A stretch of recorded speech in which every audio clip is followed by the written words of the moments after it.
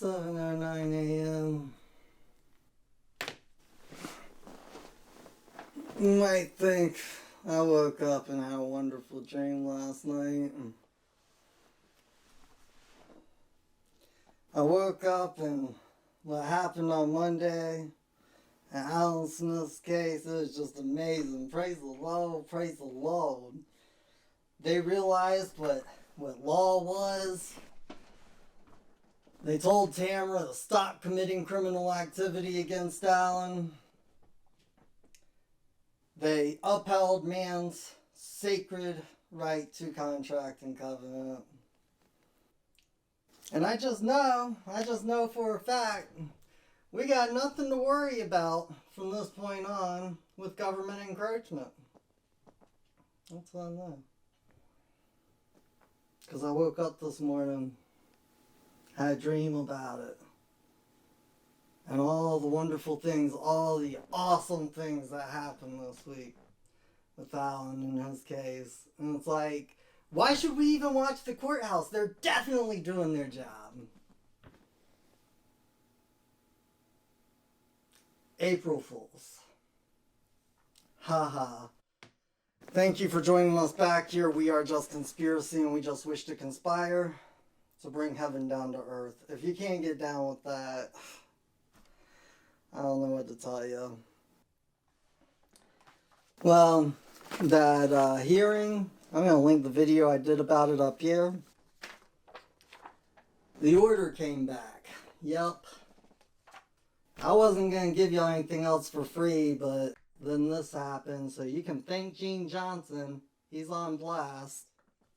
And I'm actually really disappointed about it. Because myself and Oracle, Joni, and a lot of other people who supported Gene Johnson and worked really hard behind the scenes for him because we had faith that he was an honorable man, which you can tell in that video that I made about the hearing. Wow.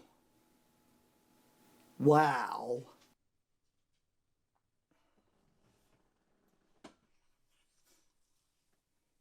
We're in serious trouble. I mean serious trouble. But there is some good news.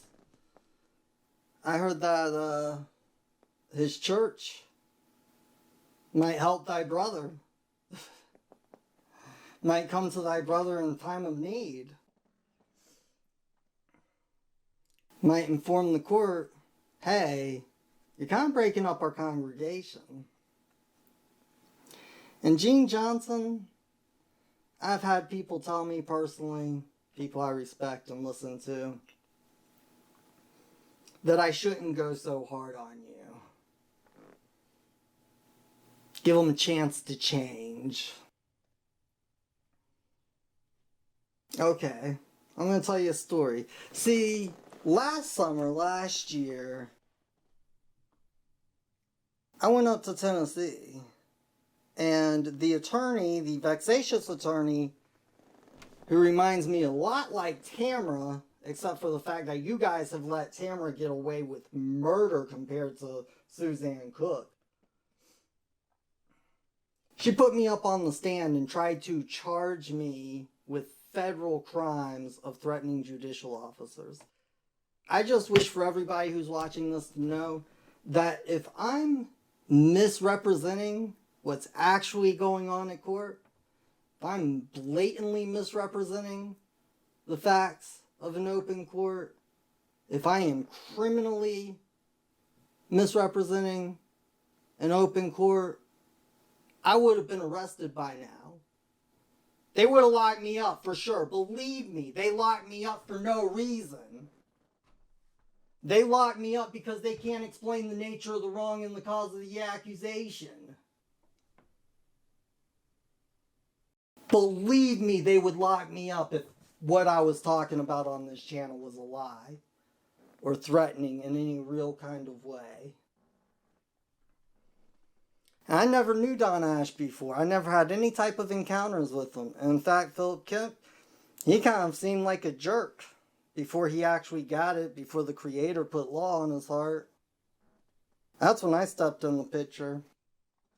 And Don Ash moved against Philip Kemp unlawfully.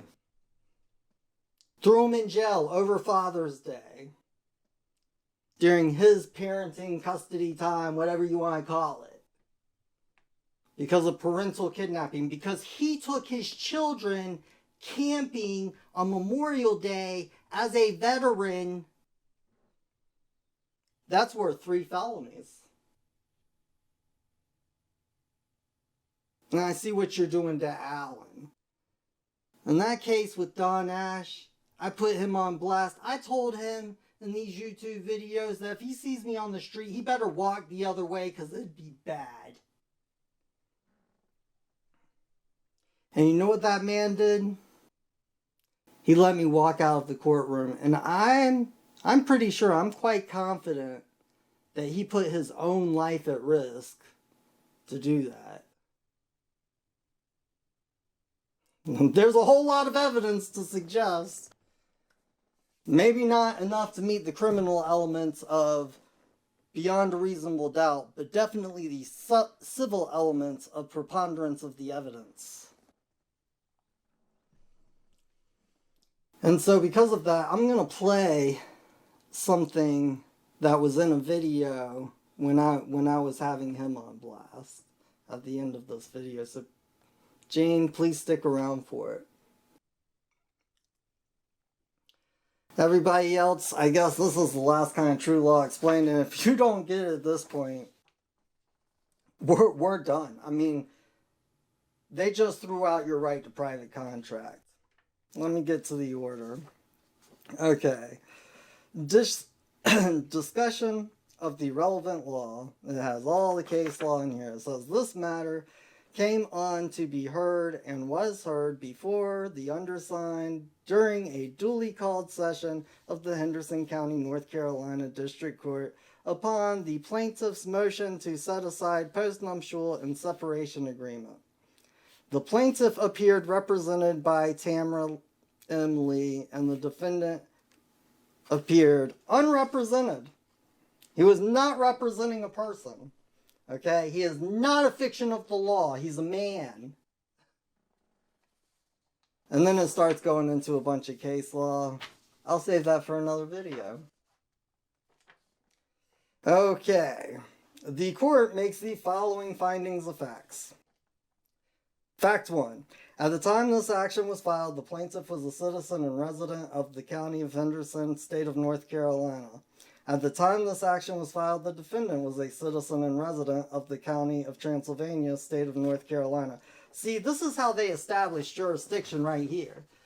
They say, well, the first one's an officer of our government called a citizen, and the second one's an officer of our government called a citizen, because Obama said, most important office in the United States is citizen, it's not president. But as leaders, we are not the most important people here today. It is the civil society leaders who, in many ways, are going to have the more lasting impact. Because, as the saying goes, the most important title is not president or prime minister. The most important title is citizen. It is citizens. That's how they established jurisdiction right there. The plaintiff and the defendant were married. That's again how they established jurisdiction, because you're bringing a third party into a private contract. Private contracts are pretty important. On October 24, 2014, a child was born. The plaintiff suffered severe postpartum depression.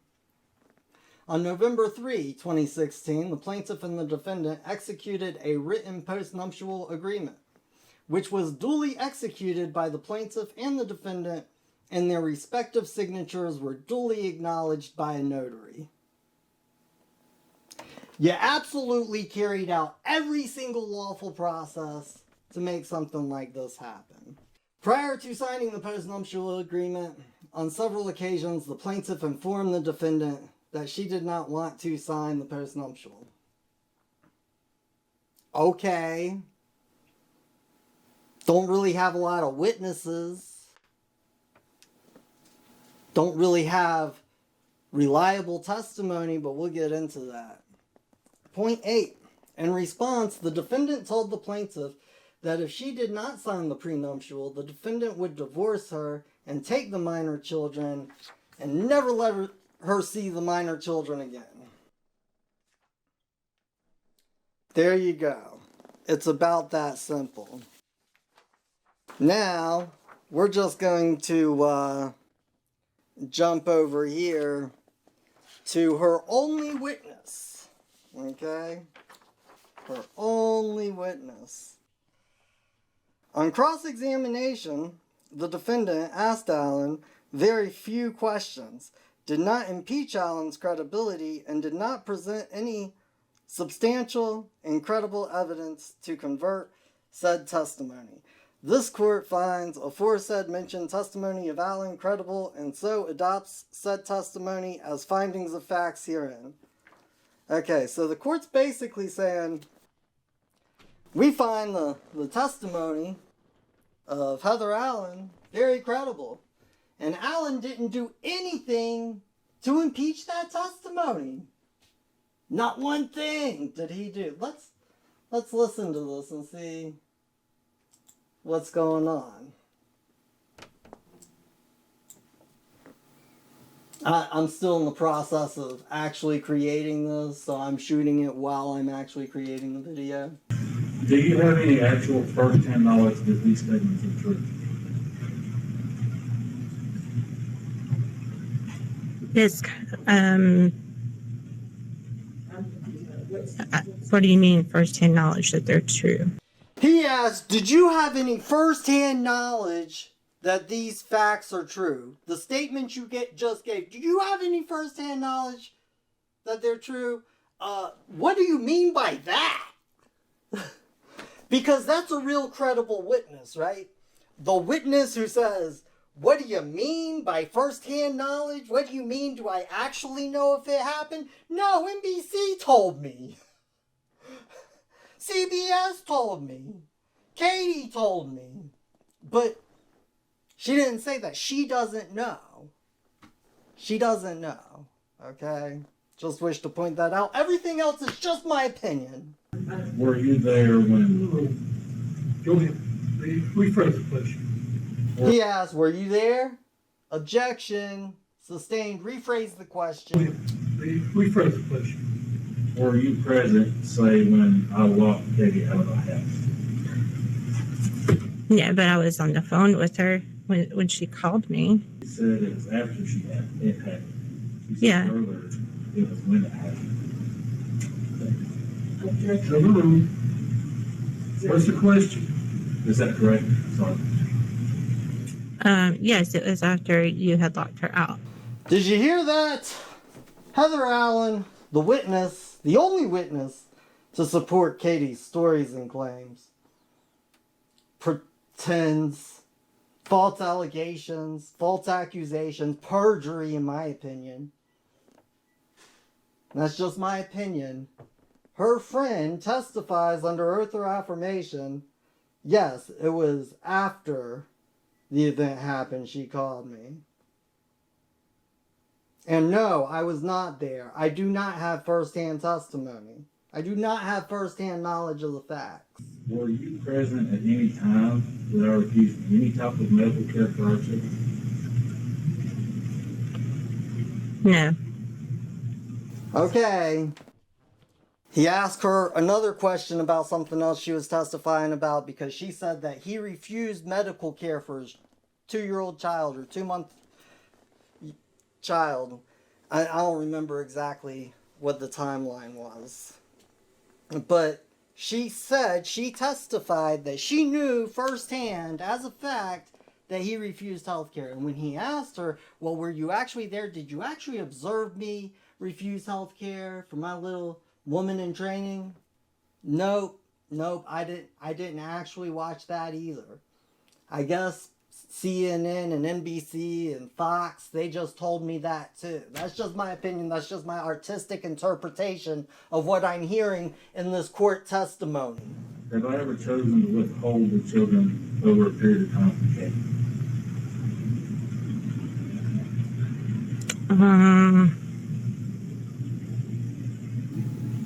Awfully long time to answer. Let me rephrase it for you. You didn't understand that? I'm not sure what are Let me you rephrase, I'm sorry. what are you Since we asking? have been separated, Mm-hmm. have I ever threatened or actually physically chosen to withhold the children from Katie over a period of time? And I guess my question is, after the separation agreement, before the post-nuptial? Is this before the post-nuptial agreement? Is this way back at the beginning of the marriage? Objection. These are ridiculous objections. What's the relevant time period? After we separated, anytime after He we separated. specifies anyways. Not that I know of. Wait. Let me go back to this. Because he specifies anyways. This is awesome. Actually physically chosen to withhold the children from Katie over a period of time. Anytime after we separated. Not that I know of. Not that I know of. You mean you just sat up here and said all of this testimony that the court is accepting as findings of facts and conclusions of law, and you don't know of any time that he threatened to take the children or actually took the children? What? Do you have any knowledge that Katie has done the same to me twice? Yes, she has on the advice of her attorney. Do you have any knowledge that Katie has done the same to me twice? Yes, she has on the advice of her attorney. Oh, there you go. See, Katie has taken the children from him twice. At that point, she took the children from him for 9 weeks straight over Christmas and New Year's during his time to have the holidays with the children. But that's okay because your attorney told you to do it. Okay? That's okay. It's okay to get up on the stand and commit perjury because your attorney told you to do it. It's okay that you're so dumb that when you get asked, do you have first-hand knowledge of the facts, you don't even know what that means. But what's not okay, in my opinion, and this is just the way that I observe the testimony that I heard from court, and if I'm misrepresenting it, come and arrest me. It's a crime. Okay? But here's what I know. Katie's friend doesn't have to be intelligent enough to know law. Police officers don't have to be intelligent enough to know law. Attorneys should be, but a judicial officer, a judge, they better know law. And I'm telling you right now, if he says that on cross-examination, the defendant, because this is the cross-examination he's talking about in this paragraph. On cross-examination, the defendant, Allan, asked the other Allan, Heather, very few questions. Those were about all the questions he asked her. Did not impeach Allan's credibility. Really? Because she said she had first-hand knowledge of nothing. The way I interpreted it. And did not present any substantial and credible evidence to controvert said testimony. This court finds the aforesaid testimony of Allan, Heather, credible, and so adopts said testimony as findings of facts. Okay, well, a judicial officer would know that no facts were found in testimony that doesn't have first-hand knowledge. It's really just that simple. It is that simple. Anybody who's ever watched Matlock would know that one. On cross-examination or otherwise, the defendant asked the plaintiff a small number of questions, did not impeach the plaintiff's credibility, and did not present any substantial and credible evidence to controvert said testimony. This court finds the aforesaid testimony of the plaintiff credible and so adopts said testimony as the findings of facts herein. Well, let's check out some of that really super credible testimony. It's a property. We're not there, we don't have assets. Sustained, you can ask a question. not testifying, just going in town. One more question. When the DSS investigation started last year in June, did you not withhold the children from me on Father's Day weekend when they had a forensic exam scheduled on Monday that I could have done on Friday? If I had known where the children were. The exam was scheduled by the DSS examiner on Monday. That was the information I was given by DSS, as is my attorney, and under my attorney's recommendation and advice. So you're telling me that, again, your attorney can tell you to break the law and advise you to break the law, and because you're breaking it against a man who is unrepresented, who's not a fiction of the law, you're allowed to get away with it for some reason? Again? And now you're testifying that you have taken the kids multiple times. At the same time, you're testifying to the fact, to the false allegation, to the made-up delusion, in my opinion, just in my opinion, no one else's, that, what was it? In response, the defendant told the plaintiff that she did not sign the prenuptial. The defendant would divorce her and take the minor children away from her. So you're telling me that you're just saying he threatened you, and you actually executed the threats that he made against you, and Gene Johnson thinks you're credible as a witness?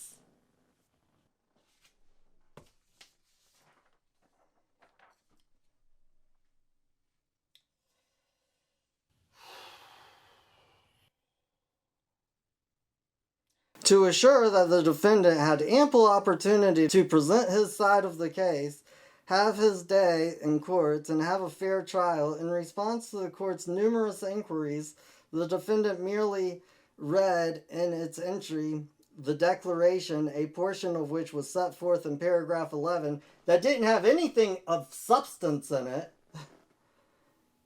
above, and denied his signature on the certificate contained in each agreement.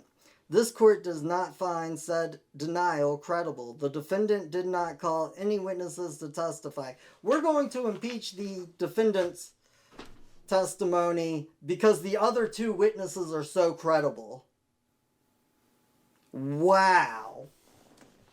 I did not feel that it was in either Lucas or Sarah's best interest, nor my own as the accused party, for the children to be in your custody throughout the weekend prior to their forensic exam with the examiner. They stayed with a neutral party, being my mother, and they were not with me.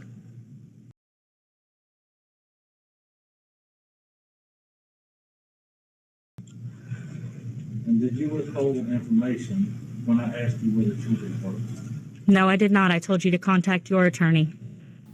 Again, did you withhold information when I asked you where the children were during my parenting time? Did you? Nope. I told you to call your attorney. Well, did you tell me where they were? No?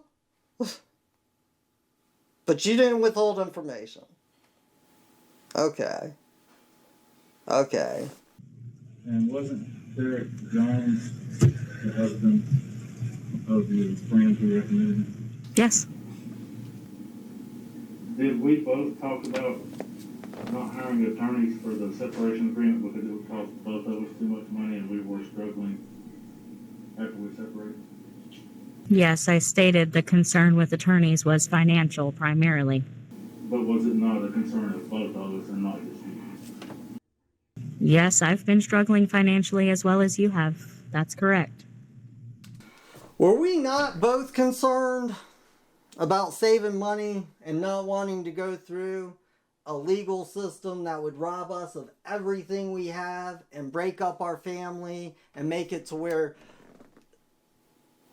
the family can't go to church together anymore or have family outings or spend time with one another, or Allan can't have cheap daycare? Did we agree on that? Yeah, my main concern was money. Okay, but we agreed upon that, right? Not just you. Yeah. And just to kick it off, because I've been giving you my opinion, and I don't know what made Gene Johnson write this opinion, but and all of that testimony came from the court. So here's his conclusions of law, and we'll go into this further in other videos, so please follow, stick around. This is really important. Share, pass it on. You're going to save the slave, or you're going to be the slave. One of the two. Save the slave, save yourself from enslavement. Conclusions of law. The defendant had the opportunity to exert influence over the plaintiff at all times relevant hereto. The defendant had a disposition to exert influence over the plaintiff at all times relevant hereto. Really?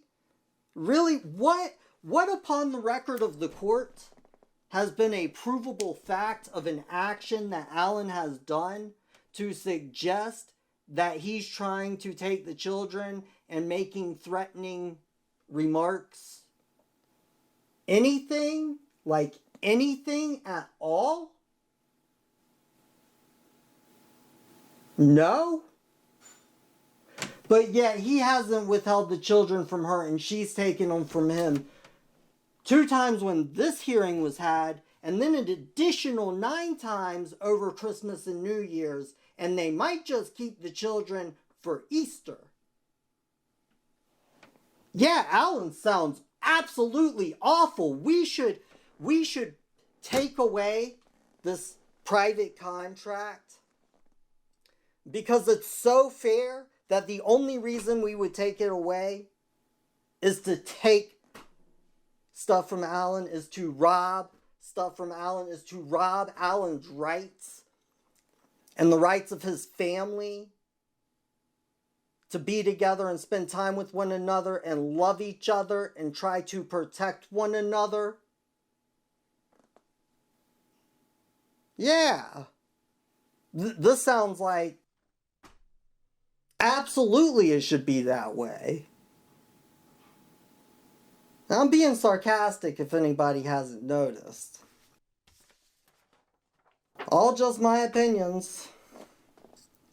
The plaintiff was subject to the influence of the defendant at all times relevant hereto, including but not limited to during the execution of the postnuptial and the agreement.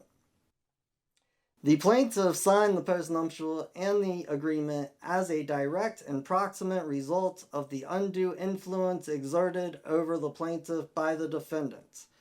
They couldn't prove duress, they couldn't prove extortion, they couldn't prove fraud, they couldn't prove some type of process violation like not getting it notarized or the notary being wrong. They proved that the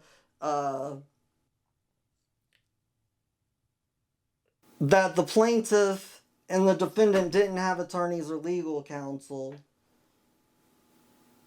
They tried putting on the record, they tried proving that he failed to disclose fiduciary duties, which is a felony criminal act. But all they got is that he put her under undue influence. So we got to go take all this crap. We got to go make sure we give the children to the good slaves. The ones that worship the state. The ones that don't know our Father. The postnuptial and the agreement should be declared invalid and set aside. So, any contract you have, any agreement you have, anything that has happened to you wrong in law, none of it matters. They can just do whatever they want because somebody said, I'm under duress because I had a baby. Postpartum depression. I can't sign contracts for myself, so I need to sign contracts for my children. and there's a responsible adult who's willing to raise them and be a good dad, but heaven forbid that happen, and you better go along with it because that's the law.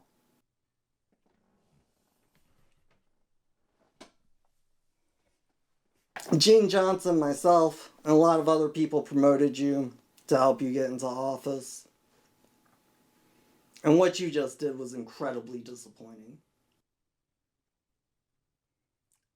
We all had faith in you. But public, if we don't do something about it, pick a number, get in line and wait for this to happen to you, because obviously your contracts don't mean anything. Carrying it out in the legal process doesn't mean anything, and you can't exercise any type of law, but an attorney can exercise privileges over you, and everybody in the court is going to back them up, even when they're violating the law against you, in my opinion, because nobody cares about each other in society anymore. I don't actually believe that. They have postponed his contempt of court charge for about a month and a half. It's on May 16th of 2022. And if we don't take a stand in law peacefully, if we can't talk it out as a civilized society and make sure people have their rights upheld and can be together with their family, if we can't do that peacefully, talking, then it's gonna happen the other way. Not gonna be good. And let me tell you something to all the people who have stocked up on AR-15s, AK-47s, you know, who are waiting for the government to collapse, the people they call preppers. If this gets violent, there is no way in the world the people are winning. And they will never ever have rights again. Ever. And I know, because I'm one of those people. I went out and I bought a bunch of AR-15s, AK-47 sniper rifles. I'm going to sell off my arsenal for the most part. Just cut it back to what I think I should have to protect myself. So if you don't have a felony, if you've never been convicted of a felony, if you can lawfully own a gun, and you know me, get at me, because I really got to get some finances. I am dying. And with that, as soon as we're done with this campaign, we will have Save the Slave Up, where we're actually going to teach law. If it wasn't for what happened to Allan, I wouldn't be teaching people law for free anymore. But this is too important. Gene Johnson, you're not a judicial officer when you make decisions like that. You vacate your office. You cause harm, injury, and loss to something that's not a fiction.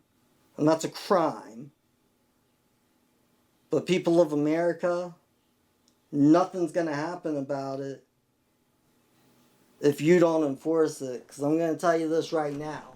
Me, personally, just by myself, I have seen every single judicial officer in that courthouse commit a felony. Which is why I was praying to the high heavens that Gene Johnson would be an honorable man. And I'm still praying to the high heavens that he will be.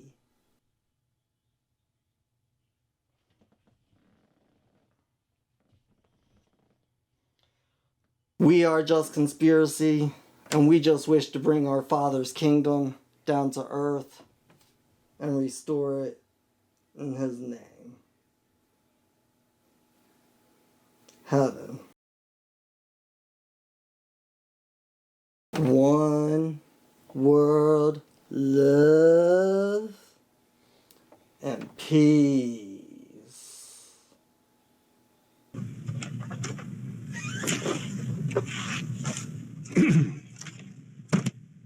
All right, you may continue, sir. Once again, there's not $220,000 in equity. There's approximately $25,000 in equity that I have. They state Kathleen left with $36,000 in equity. I was left with Overruled. debt, not equity in the property. It's not assets yet.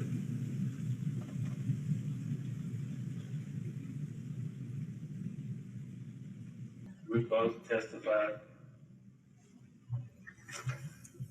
that as adults, we work on the separation agreement together.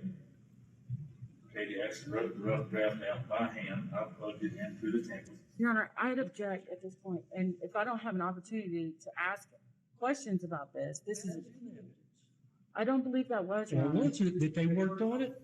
Yes. In Now, he regards said to- he typed it up. They worked on it together. Those words came out of her mouth. I believe he just testified and said that she wrote it by hand. Well, I know what was the testimony Okay. was. He's just putting together the facts that he wants to argue, and I know what the evidence is. And if I can't prove to you, if I haven't proved to you how corrupt and how backwards and how lying the courthouses are and how they just don't respect law and rights and the truth anymore, I don't know what else to say. And if you don't find it worth your time to come and help Kemp, nobody's going to find it worth their time to come and help you. And the thing that I find really, really interesting, the common thread between Kemp and Andrew Tickle, is that I feel like the thing that the court hated the most about them is how much faith they had in true law and the Creator's law. How much faith they had in me. It takes a lot of faith in somebody knowing that you're doing the right thing to walk into a courthouse, knowing you're going to get arrested. Believe me, I know.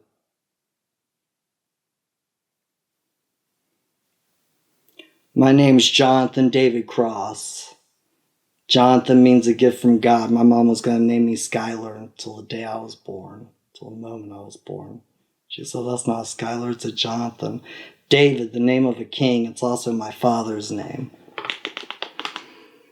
It also means a highly enlightened prophet, a really good friend, spiritual warrior. And Cross is pretty self-explanatory.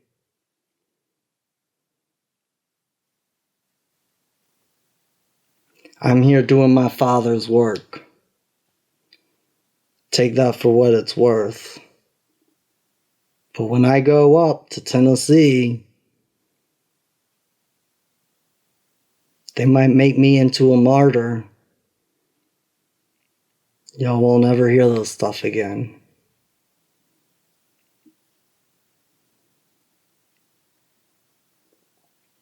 And for all the judicial officers who have done wrong in the past, up till this point, I've been told to tell you all your sins will be forgiven. After this point, they won't. So don't run over law. And you know what I'm talking about.